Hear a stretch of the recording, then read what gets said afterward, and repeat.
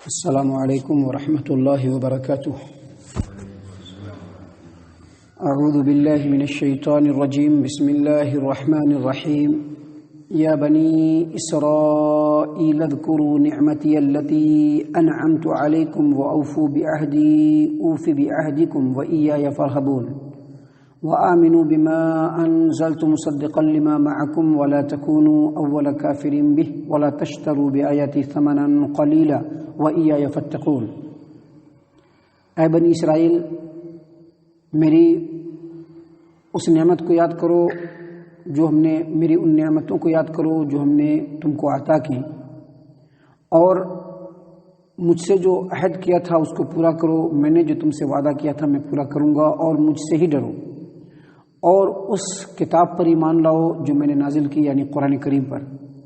یہ کتاب اس کتاب کی تصدیق کرتی ہے جو تمہارے ساتھ ہے، اور تم پہلے انکار کرنے والے نہ بنو۔ اس کتاب کا انکار کرنے والے تم پہلے نہ بنو، اور میری آیات کو تھوڑی قیمتوں پہ مت بیچو، اور ڈرو تو صرف مجھ سے ہی ڈرو۔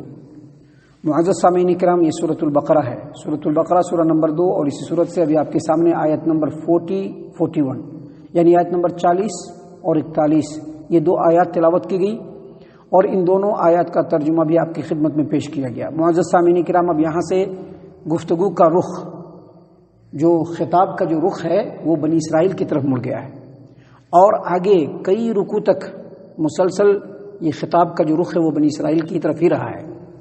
اس کی وجہ یہ ہے کہ یہ جو سورت ہے یہ مدینے کے اندر نازل ہوئی، اور مدینے کے اندر اسلام کی مخالفت کرنے والوں میں ایک طبقہ یہودیوں کا بھی تھا جو بکثرت مدینے کے اندر آباد تھے۔ یہ یہودی، ان کے بارے میں مفسرین کہتے ہیں کہ سیدنا اسحاق علیہ السلام سے لے کر کے محمد صلی اللہ علیہ وسلم تک تقریباً 4000 انبیاء کرام علیہم السلام ان کے درمیان آئے، اور اللہ تبارک و تعالیٰ نے ان کو بہت ہی زیادہ علم و فضل دیا نبیوں کے آنے کی وجہ سے، ان کے اوپر کتابوں کے نازل ہونے کی وجہ سے لوگوں کے درمیان ان کی دھاک بیٹھی ہوئی تھی یہودیوں کی۔ لوگ ان کو اہل کتاب کہتے تھے، علم والے کہتے تھے، سوالات ان سے پوچھتے تھے۔ محترم سامعین اکرام، اللہ تبارک و تعالیٰ نے بہت زیادہ نعمتیں اس قوم پر کی ہیں، لیکن جب وقت گزرا اور جیسے جیسے وقت گزرتا گیا تو بہت سارے عیب ان کے اندر آ گئے اپنے علمی برتری کی بنیاد پر۔ اور یہ جو نبی آیا ہے محمد عربی صلی اللہ علیہ وسلم، یہ نبی ہمارے خاندان سے نہیں ہے، اسحاق کی قوم سے نہیں ہے، بلکہ اسماعیل کی قوم سے ہے۔ اس حسد کی بنیاد پر ان لوگوں نے اسلام کا پہلے انکار کر دیا، سب سے پہلے انہوں نے اسلام کا انکار کر دیا۔ لہٰذا آگے جو آیات آ رہی اس میں انہی چیزوں کا اللہ تبارک و تعالیٰ نے مفصل تذکرہ کیا ہے۔ اللہ تبارک و تعالیٰ نے یہودیوں کو مخاطب کرتے ہوئے کہا یا بنی اسرائیل، اے بنی اسرائیل۔ یہ جو بنی اسرائیل میں جو اسرائیل کا جو لفظ ہے، یہ اس سے مراد یعقوب علیہ السلام ہے، جیسا کہ اللہ کے رسول صلی اللہ علیہ وسلم کی حدیث ہے۔ امام ابو داؤد الطیالسی اپنی کتاب مسند کے اندر، اور امام احمد اپنی کتاب مسند احمد کے اندر روایت نقل کیا ہے کہ عبداللہ ابن عباس رضی اللہ عنہما وہ کہتے ہیں کہ ایک مرتبہ یہودیوں کی ایک جماعت نبی صلی اللہ علیہ وسلم کے پاس آئی، تو آپ صلی اللہ علیہ وسلم نے ان لوگوں سے سوال کرتے ہوئے کہا، بہت لمبی حدیث ہے جس میں سوال کرتے ہوئے کہا کہ کیا تم کو معلوم ہے کہ اسرائیل یعنی یعقوب علیہ السلام ایک مرتبہ شدید بیمار پڑے؟ تو جواب میں یہودیوں نے کہا کہ یقیناً ہم لوگوں کو معلوم ہے۔ تو کہا اللہ کے رسول صلی اللہ علیہ وسلم نے، اے اللہ تو ان کے اوپر گواہ رہا۔ اس سے یہ پتہ چلا کہ یعقوب علیہ السلام کا جو لقب تھا وہ اسرائیل تھا۔ سامعین کرام، حافظ ابو جعفر ابن جریر طبری رحمہ اللہ تفسیر الطبری کے اندر عبداللہ ابن عباس رضی اللہ عنہما سے روایت کرتے ہیں کہ اسرائیل کا مطلب ہوتا ہے عبداللہ۔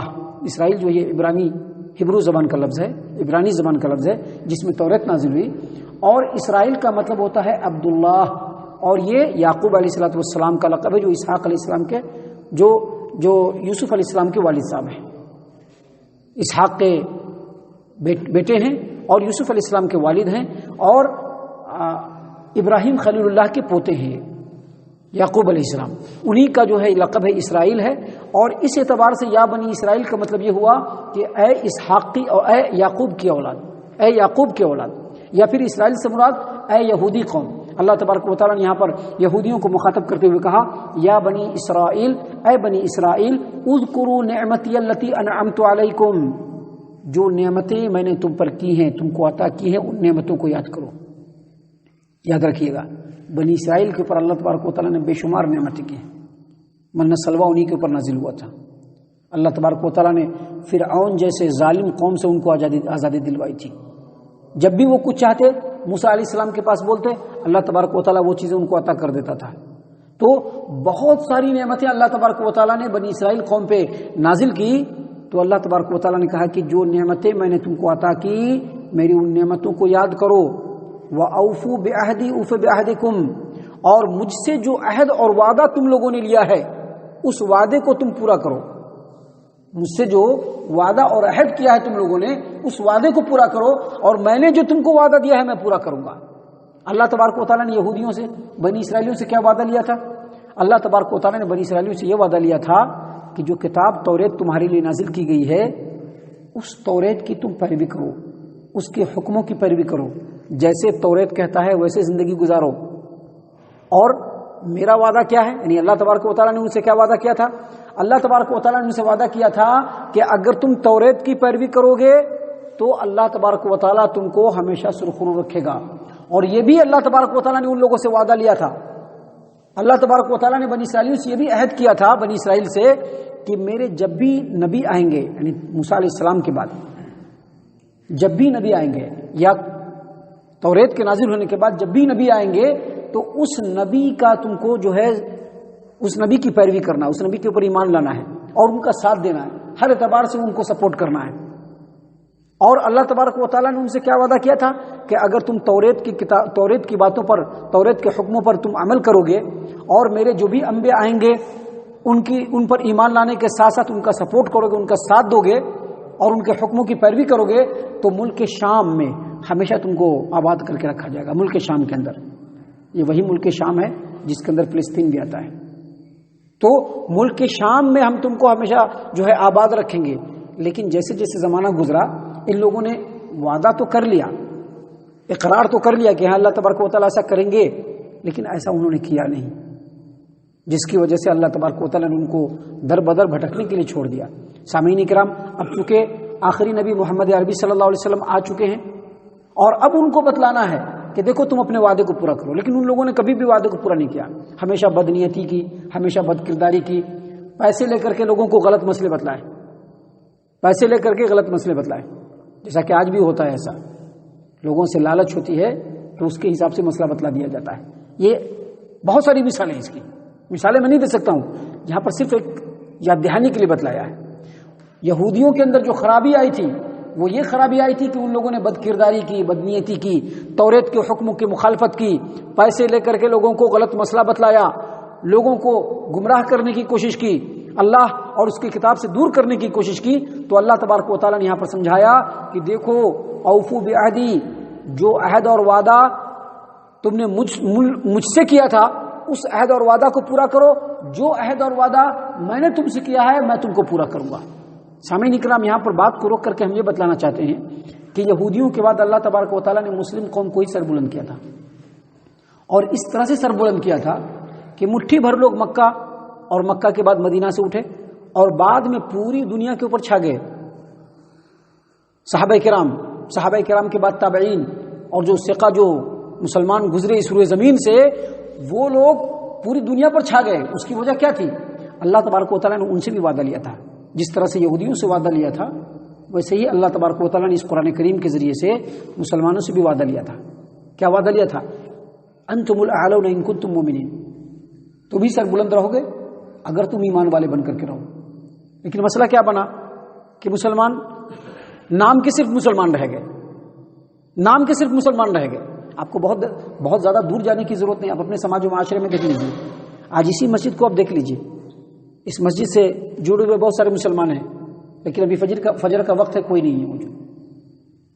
جن لوگوں کو اللہ نے توفیق دی وہ آئے ہیں نماز پڑھنے کے لیے، لیکن اس کے علاوہ جتنے بھی تعداد ہے اتنی ہی تعداد ابھی اپنے گھروں میں سوئی ہوئی جو مسجد سے ریلیٹڈ ہے۔ دوسروں کی بات چھوڑ دیجئے، ہم یہاں پر کسی بات کر دینا چاہتے ہیں۔ تو اللہ تبارک و تعالیٰ سے وعدہ، اللہ تبارک و تعالیٰ سے وعدہ ہم لوگوں نے کیا کر کے رکھا ہے کہ ہم ایمان والے بن کر کے رہیں گے۔ اللہ نے ہم سے کیا وعدہ کر کے رکھا ہے کہ ہم تم کو دنیا کے اندر سر بلند کر دیں گے۔ لیکن جب ہم نے اپنے وعدہ کو پورا نہیں کیا تو اللہ تبارک و تعالیٰ بھی ہم کو ہمارے حال پر چھوڑ دیا، جاؤ جو بننا ہے بن جاؤ۔ جس طرح سے ذلیل و رسوا ہونا ہے ہو جاؤ. تو اللہ تبارک و تعالیٰ نے یہاں پر اسی طرح سے یہودیوں کو بھی اس زمانے میں نبی اکرم صلی اللہ علیہ وسلم پر جب یہ آیت نازل ہو رہی تھی، اللہ تبارک و تعالیٰ نے یہودیوں کو مخاطب کرتے ہوئے کہا کہ جو اللہ سے تم لوگوں نے وعدہ کیا ہے اس کو تم پورا کرو، اللہ نے جو تم سے وعدہ کیا ہے وہ تم کو پورا کرے گا، وَإِيَّايَ فَارْهَبُونَ، اور مجھ سے ہی ڈرو. اور اس کے بعد مزید اللہ تبارک و تعالیٰ نے کیا کہا؟ اللہ تبارک و تعالیٰ نے فرمایا وَآمِنُوا بِمَا أَنزَلْتُ، جو کتاب میں نے نازل کی ہے اس پر ایمان لاؤ. کتاب اللہ تبارک و تعالیٰ نے کیا نازل کی؟ یہی قرآن کریم. اللہ نے آگے مزید فرمایا کہ یہ جو قرآن کریم ہے مصدقا لما معکم، تمہارے پاس جو کتاب توریت ہے اس کی بھی تصدیق کرتی ہے. یاد رکھیے یہ جو قرآن کریم ہے وہ یا اس سے پہلے انجیل ہو، توریت ہو، زبور ہو، یا جتنی بھی کتابیں نازل ہوئی ان تمام کتابوں میں عقیدہ بالکل سیم ہے، نبیوں کی خبریں بالکل سیم ہیں، اور اسی طرح سے جو قیامت کے حال اور احوال بیان کیے گئے سب میں ایک دم ایک ہی طرح کی ہے. صرف حکم حالات کے حساب سے موسیٰ علیہ السلام کی قوم کو کچھ اور تھا، عیسیٰ علیہ السلام کو کچھ اور ہوا، پھر ہم لوگوں کو کچھ اور حکم ملا ہے. یہ صرف حکموں میں تبدیلی ہے، وگرنہ عقیدہ، نبیوں کی خبریں اور آخرت کے بارے میں جو بھی ڈیٹیلز ہیں تمام کتابوں کے اندر سیم ہے. اللہ تبارک و تعالیٰ نے اسی لیے کہا کہ یہ کتاب جو قرآن کریم ہے اس پر ایمان لاؤ، کیونکہ یہ تمہارے ساتھ جو کتاب ہے توریت اس کی تصدیق کرتی ہے. اور آگے مزید فرمایا اللہ تبارک و تعالیٰ نے وَلَا تَكُونُوا أَوَّلَ كَافِرٍ بِهِ، دیکھو تم پہلے انکار کرنے والے نہ بنو، پہلے انکار کرنے والے نہ بنو، اور میری آیات کو تھوڑی قیمت پر نہ بیچو، اور ڈرنا ہے تو صرف مجھ سے ہی ڈرو. پہلے انکار کرنے والے نہ بنو. کیا مطلب اللہ تبارک و تعالیٰ کا یہ بتلانا ہے کہ تم اہل کتاب ہو، تمہارے اوپر اللہ نے کتاب نازل کی، تمہارے علم کا لوہا سب لوگ مانتے ہیں، تم جیسا کرو گے تم کو دیکھ کر کے عرب کی جو امی قوم ہے وہ بھی ویسا ہی کرے گی، تم جیسا کرو گے تمہارے آنے والی نسل بھی ویسا ہی کرے گی. اگر تم آج انکار کرتے ہو تو تم سب کا انکار کرنے والے بن جاؤ گے، تمہارے انکار کو دیکھ کر کے لوگ بھی انکار کر دیں گے، سب کا وبال تمہارے اوپر آ جائے گا. لہذا تم پہلے انکار کرنے والے نہ بنو. ابھی دیکھیے سماج و معاشرے میں بھی کیا ہوتا ہے، کیوں کہا گیا ہے کہ جو علماء کرام ہیں وہ عملی اعتبار سے مضبوط رہیں؟ کیوں کہا گیا ہے؟ کیونکہ علماء کرام کو دیکھ کر کے ہی عوام عمل کرتے ہیں. اگر علماء کرام عملی اعتبار سے مضبوط رہیں گے، وہی کام کریں گے جو اللہ اور اس کے رسول کی فرما برداری کی ہوگی، یقینی طور پر قوم بھی ویسا ہی کرے گی. لیکن وہی علماء کرام اگر دنیا پرستی پہ چلے آئے، پیٹ پرستی پہ چلے آئے، لوگوں کو دیکھ کر کے عمل کرنے لگے، لوگوں کو دیکھ کر کے فتویٰ دینے لگے، تو پوری قوم بھی ویسی ہی بن جاتی ہے، قوم بھی انہی کے پیچھے چلی جاتی ہے.